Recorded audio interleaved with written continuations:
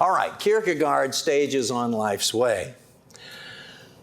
He lived from 1813 to 1855, was born in Copenhagen, Denmark, and rarely left his native land. He humorously described himself as the greatest philosopher in Denmark. He was the only one.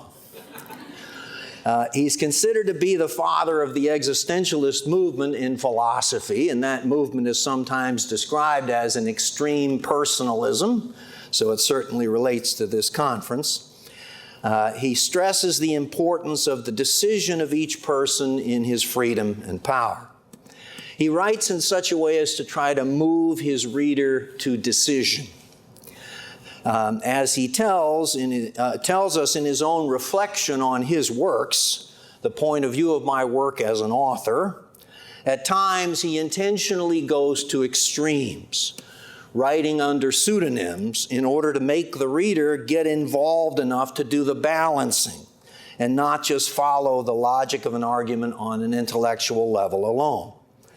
As a child, he and his father used to act out certain dialogical arguments as if they were two other people.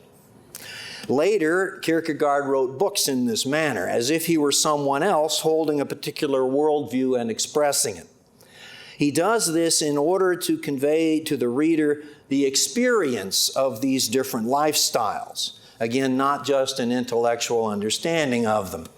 He wants you to experience the problem, the limits, the crisis of certain approaches to life. Two of his first large works were Either or, each about 400 pages. The first written from the point of view of a young man living for the pleasures of the moment, Kierkegaard's aesthetic stage. The second, an answer to the first, supposedly from a middle-aged married man living out lifelong responsible commitments, the ethical stage. Kierkegaard, of course, wrote both. He also published around this same time a sermon, or what he calls an edifying discourse, hinting at the third stage, the religious, wherein one discovers one's God relationship and relation to eternity, not merely to time. Kierkegaard thinks the individual human person must crash on the rocks of despair at several different crisis points. First, over the limits of a life of merely earthly pleasure.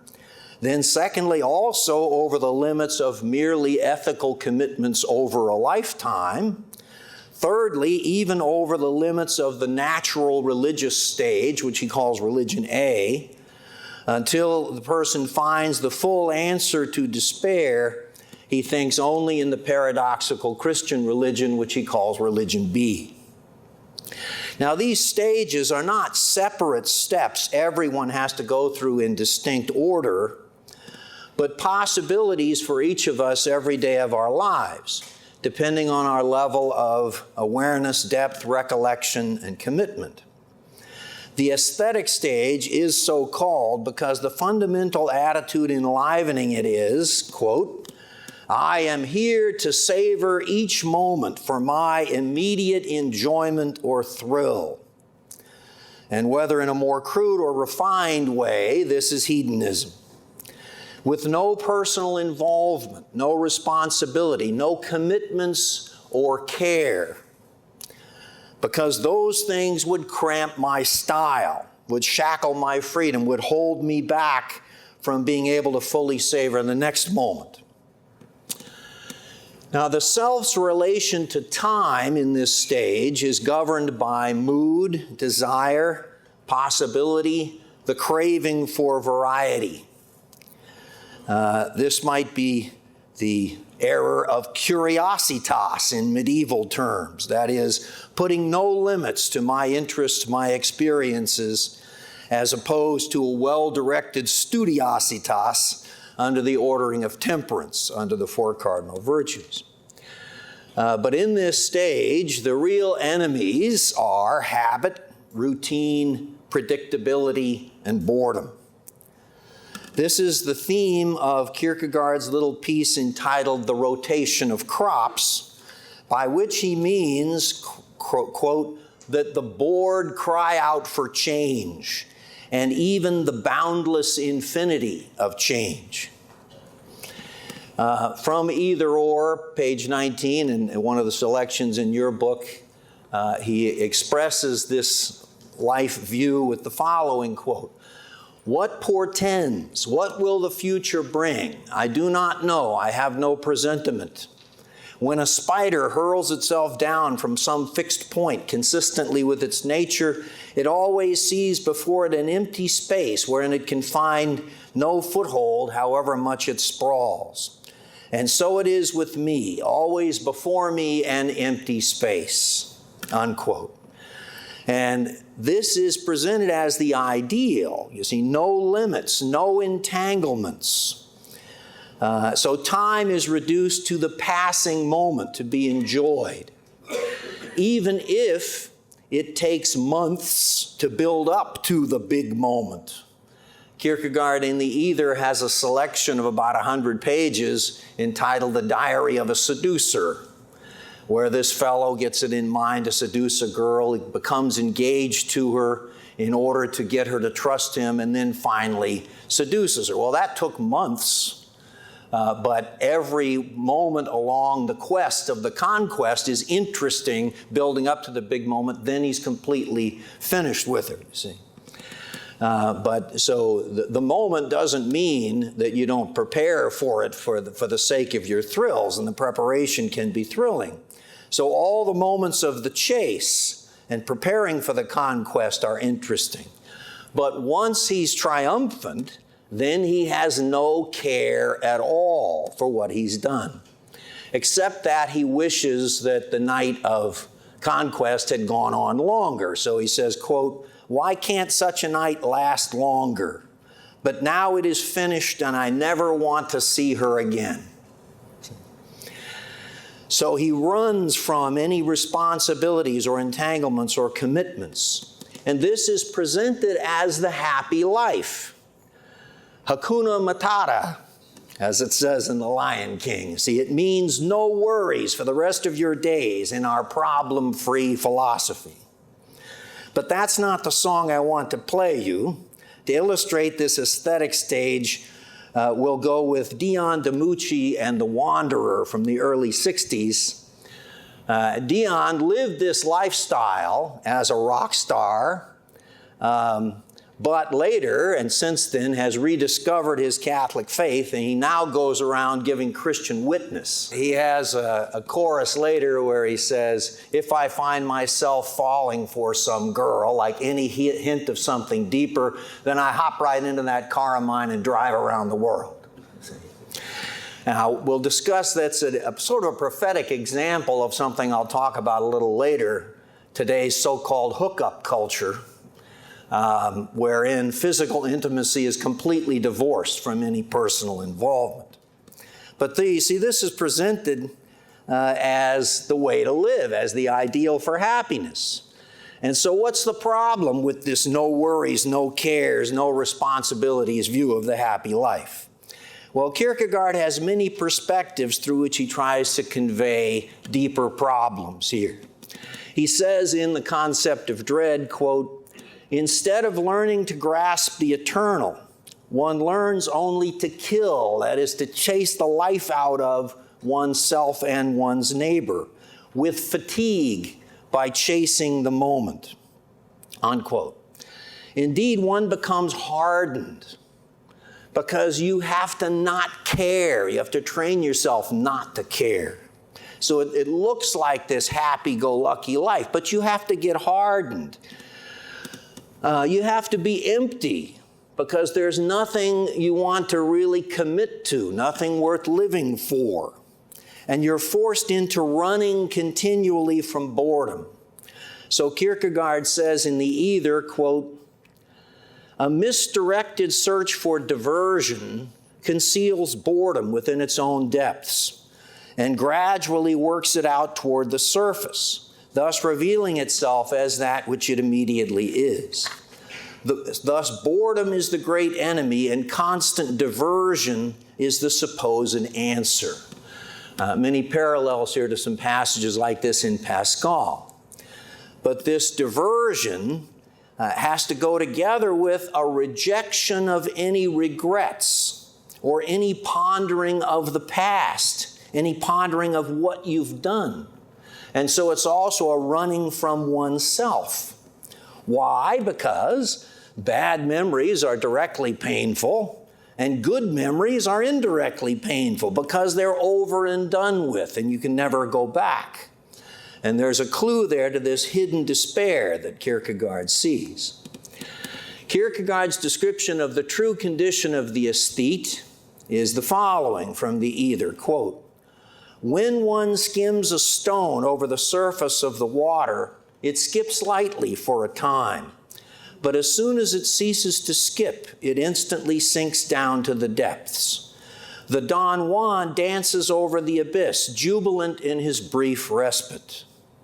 Again, in Christian Discourses, he says, quote, "The pleasure-loving man whose motto is eat, drink, and be merry, for tomorrow we die, thinks that he lives in today, but really he is so in dread of tomorrow and death that he has to cast himself into wild befuddlement in order to forget it." And later in the same work he says, quote, "Living for the moment comes to steal the strength of eternity from a man, and by way of requital it remains with him and makes him its slave." And yet the aesthete at the peak of his powers is often a difficult man to convince of the need to change. And indeed, the mediocre conventional man may admire and envy him. So for instance, if you know Charlie Sheen from the 2.5 Men series, a renowned hedonist, I saw him once on a talk show a few years ago, and the moderator basically said to Charlie Sheen, you know, that I admire you because you live the way most of us would want to if we had the courage. Which is a complete lie. Maybe many would, but not Socrates, certainly not Kierkegaard. Hopefully nobody in this room would fall for that, you see.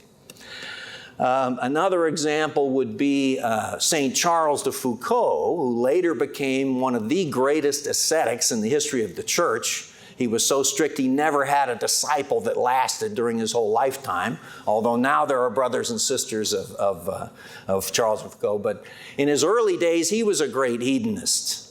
And he had joined the army, but then he got a huge inheritance, and he was out going through officer training and out in the boondocks. He didn't like it, nothing to do. So he imported Cuban cigars, French champagne, and finally bought an entire Parisian brothel and moved it near the air base and partied.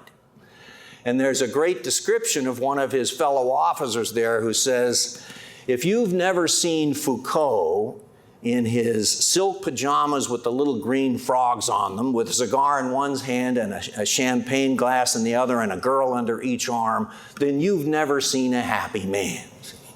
See, it's hard to convert someone in the midst of all that. It's hard to see the need for change. But Foucault recognized it later and completely changed. Kierkegaard thinks it's not so much arguments, but life experience and the hand of providence that can change such a person. Now, Kierkegaard brings out the problem in another way of this seemingly happy life in his little treatise in your books on the unhappiest man. A man out of touch with himself, his life, and reality, living in a fantasy world. Because since he's built up no commitments, nothing and no one to give himself to, no ends or goals, those are shunned as constricting, no reason for being, then Kierkegaard thinks he will eventually get to the position where he longs for past conquests and thrills, but they're completely gone, or he imagines new ones, but they're not real. And so Kierkegaard says the unhappiest man is the one who is always looking forward to the past and remembering the future. Very odd, an impossible contradiction both ways. Therefore, no real happiness or fulfillment, only emptiness and sadness underneath. Now, if this seems too abstract, let me illustrate again with pop music. There's some very common themes in popular music in both directions: longing for the past, looking forward to the past, and remembering the future through imagination. And so looking forward to the past or remembering the future, living in imagination rather than taking steps to make something real, these are kinds of despair for Kierkegaard. And the underlying reality is emptiness and sadness. Now, the only alternative to facing your despair and trying to find something or someone worth living for, that would be moving toward the ethical stage. The other alternative would be to harden yourself further against any caring about anything on any level. But then everything becomes meaningless and boring. Even the most intimate things, like sexuality. Joseph Pieper, in his great book About Love, chapter 9, foresaw this nearly half a century ago about the playboy approach to sex. He says, quote, "The evil here masquerades as sheer amusement, and above all as an almost obligatory modernity." Today we'd say political correctness, I suppose, which of course magnifies its destructive effect. He quotes Karl Barth writing, quote, "Coitus without coexistence is a demonic affair." And Paul Ricoeur, quote, "This leads to sexuality without joy and even without pleasure." And psychologist Rollo May, quote, "So much sex and so little meaning or even fun in it," unquote. Finally, it becomes violent, cold, dehumanizing, and ultimately boring, as Kierkegaard says. Similarly, speaking of the modern hookup culture, defined as physical intimacy without emotional involvement, Donna Freitas, in her recent book, The End of Sex, writes that the problem with the hookup approach is that it's so boring. After conducting thousands of interviews and surveys of college students, I don't think she came to Franciscan, she claims that the pressure to conform to the demands of casual sex produces, quote, "bad sex, boring sex you couldn't care less about, sex where desire is absent, where anything deeper is repressed and shut out." But this is destructive of the human person and of his or her happiness. So Kierkegaard thinks the aesthetic life ends in a crisis of meaninglessness, emptiness, and boredom, the threat of despair. And what the aesthete needs is a reason to go on living. That is, something worth making a commitment to over time, objective values, or someone worth making a commitment to in love, friends, marriage, family, and even something or someone worth dying for. Martin Luther King, who was formed in an American version of personalism at Boston University, once said, "He who has nothing to die for has nothing to live for." In discovering values and persons as grounds for commitment, instead of living only for the passing moment, the person entering the ethical stage now sees time as the place of decision and action, with the normal contours of past, present, and future. The present is the moment of resolution, decision, and action. The past is where you're coming from with both gratitude and guilt. The future is the task to be made concretely real by filling the time with love and service as a part of joyful duty. So Kierkegaard says in The Or, here he contrasts marriage with seduction. He says, quote, "What richness of modulation in the matrimonial mine in comparison with the erotic. That is, the mine of mutual commitment and self-gift compared to the mine of conquest, possession, and use." A distinction, of course, developed later by both Wojtyła and von Hildebrand and others. So the discovery of objective values and of persons worth living for, with this discovery, a more meaningful, rich, and happy life over time becomes possible. This is what Kierkegaard defends in The Or, under the concept of, quote, the aesthetic validity of marriage, in response to the young hedonist. He's trying to show that a life of goodness and love is actually a happier life. So even on the grounds of searching for enjoyment, it's a better life, which of course is what Plato and Aristotle argued long ago. However, ethical commitment over time and living in light of universal moral calls, the ethical stage, develops its own problems. The more serious the person strives in this direction, the more you try to live up to the call toward absolute goodness, the more you realize certain problems. And so if one's commitment is more than merely conventional, then one becomes aware of the problems of guilt, what to do about past sins and future failures, as well as the problem of whom to give thanks to for one's blessings, which reminds me of a wonderful article by a colleague of Hildebrand's, Baldwin Schwartz, entitled, "Gratitude, the Worst Moment in the Life of an Atheist." Now, despair over the limits of the ethical stage in these respects then ushers in the religious stage. In other words, ethical seriousness yields an awareness of one's own need for forgiveness for past guilt and future failures, an awareness of one's own weakness and limits, of the need for continual help from above, grace in the present moment and in the future in order to keep striving to live up to the call of moral absolutes without despair. Because we can't do it. You see that there's threat of despair there. And so it's past forgiveness and the future promise of help from God which yields hope. And so the future now includes both time and eternity. And the moral absolutes, which can demand the sacrifice of my entire life in this world, thereby reveal a transcendent greatness to the human person, who now sees the task of daily consecration to bringing God and eternity into relation to time, what Kierkegaard calls redeeming the time.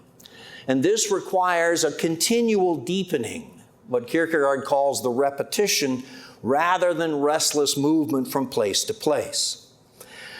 Now, how does all this relate to the self in its subjectivity and freedom? Kierkegaard says that time is the medium of freedom. In the Or, he says that the use of time by the aesthete, frittering it away, wasting it, indicates a refusal to take his freedom seriously. Louis Dupré, in his book Kierkegaard as Theologian, says, quote, "The aesthete never commits himself, and thus never becomes a self." This is Kierkegaard's way of speaking, since the self is essentially a choice, an active relation to oneself. We find a parallel in Martin Buber in I and Thou, who says, quote, "The basic word I, it, can never be spoken with one's whole being. The I of I, it is not the person, but the ego," and quote, "the ego moves away from his being." But if the commitment to love and goodness is taken seriously as a calling for complete self-donation, not a mere conventional commitment, then and only then does failure to live up to the call become a real crisis, with the threat of despair over one's failure. So the ethical man in one respect, think of Aristotle, is happy in his discovery of goodness and love as his end and reason for being, happy in his self-mastery through fortitude and temperance, happy in his participation in the transcendent and universal. He's far beyond the drifting aesthete in wisdom and understanding. But for Kierkegaard, this shows what the next step has to be for the ethical man if he's to continue his progress, his turnaround, his metanoia. And this next step involves a necessary break in his self-contentment, triggered by his inability to live up to absolute calls of goodness and love. This is why the religious stage is ushered in by a period of despair in which one's self-knowledge reaches an acuteness sufficient to make the ethical man aware of his need for God's help at every moment, his lack of self-sufficiency. So when you realize that you have to go down on your knees and ask for help, you're getting beyond the ethical stage. And so maturation, self-understanding, progress along life's way consists in becoming ever more transparent to oneself through one's God relationship, and then saying yes to what you've discovered, even if it's difficult about yourself. Otherwise, you're in despair. So Kierkegaard says you have to choose yourself, not create yourself, a la Sartre. In the Or, he writes, that which is chosen exists, otherwise there would not be a choice. I would not be choosing myself but creating, but I do not create myself, I choose myself. But as a sinner, to choose myself necessarily involves repentance. So he writes, repentance is his love for himself because he chooses it absolutely out of the hand of the eternal God. So life is not just a random series of moments to be savored, nor is it just something determined by heredity or environment, but is an everlasting drama between the soul and God, calling out to my freedom and my readiness for self-gift. In terms of the discovery of the self in all this, the aesthete has not discovered that he has a self. He's not discovered what it means to be a person with freedom and responsibility. In von Hildebrand's terms, from his excellent little book, The Art of Living, he goes through life without reverence, never looking up or out of himself, without humility, clogged up with pride or concupiscence. In the mode of using, as Wojtyła speaks, or of I-it with Buber, or of egolatry with Marcel. Therefore, such a man also lacks faithfulness, that is, continuity, giving a man's life an inner consistency and unity. He never develops an inner core, building up his personality by holding firmly to the deepest truths and values once discovered and remaining true to them rather than being ruled by the moment. The immediate powerful desires and impressions of the moment may actually contradict our true good, but we have to be recollected and in our depth to recognize this. And so we all have the danger daily of living on the periphery, not in our depth where we see things in their true meaning and importance. This is disastrous for our happiness and for the self, never developing a lasting center, but just drifting with the moment and avoiding oneself, which again is already a characteristic of how Aristotle describes the base and evil man.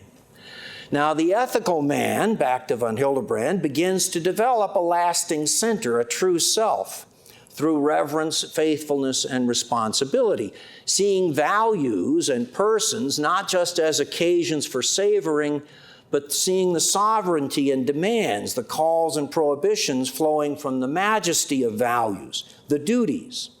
Thus, an authentic self begins to emerge, recognizing that I must strive to act justly according to my situation, and that ultimately I'm not my own master and not my own judge. Socrates already exemplifies this position. The true self is discovered and built up in transcendent response to the call to self-donation in goodness and in love.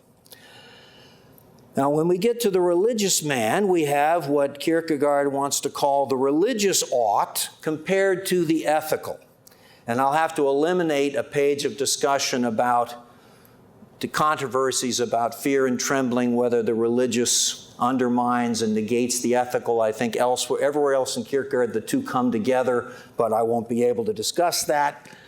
But on the positive side, we could point to a few differences between the universal ethical ought and the religious ought or call.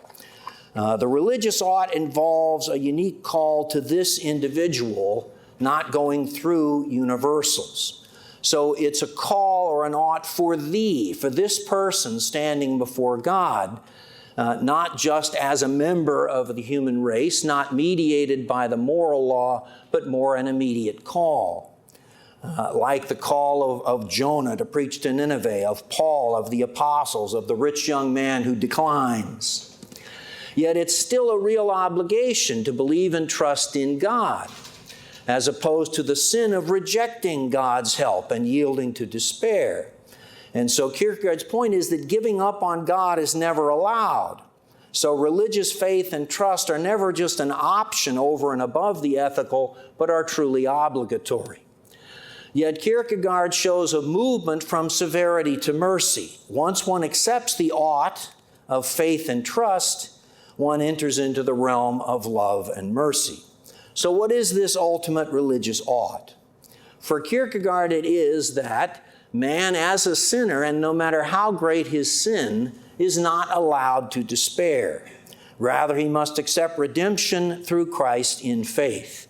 Here we open on to revelation and theology, but this is also the difference in Kierkegaard between religion A, all natural religion, and religion B, the paradoxical Christian religion, going beyond reason and beyond any attempt at self-sufficiency.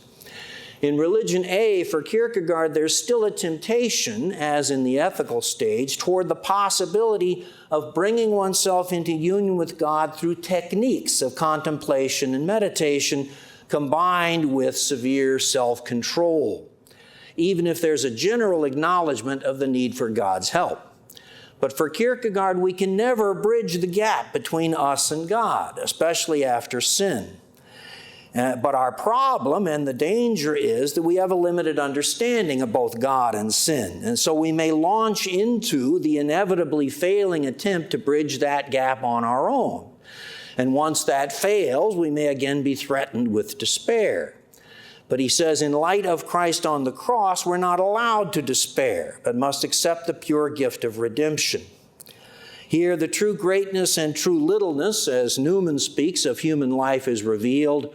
Or as Pascal writes, quote, "What a chimera then is man, what a novelty, what a monster, what a subject of contradiction, what a prodigy, a judge of all things, feeble worm of the earth, depository of truth, cloaca, that is sewer, of uncertainty and error, the glory and the shame of the universe," unquote. We have inklings of all this, even on the natural level, but the paradoxical tension here is raised to a new level with Christianity, which reveals to man the true state of the self. You are a worm, yet of inestimable value. We are shown the heretofore unimaginable depths of our problem of evil, the heretofore unimaginable answer to this problem. Eternity entering time for Kierkegaard, God's Son dying on the cross for us. And thus is revealed the heretofore unimaginable greatness of the human person's call and end. Only in light of Christian revelation, for Kierkegaard, is the self and its paradoxical situation and predicament fully understood. So to quote St. Peter Canisius, quote, "Ponder carefully how unspeakable was that love by which the Most High God, with great torment to his heart, and with the whole world's scorn, underwent for you, vile worm, the cruelest of deaths on the cross," unquote. And yet, St. Bernardine of Siena, "But we are of no small account if the divine blood was poured out for us."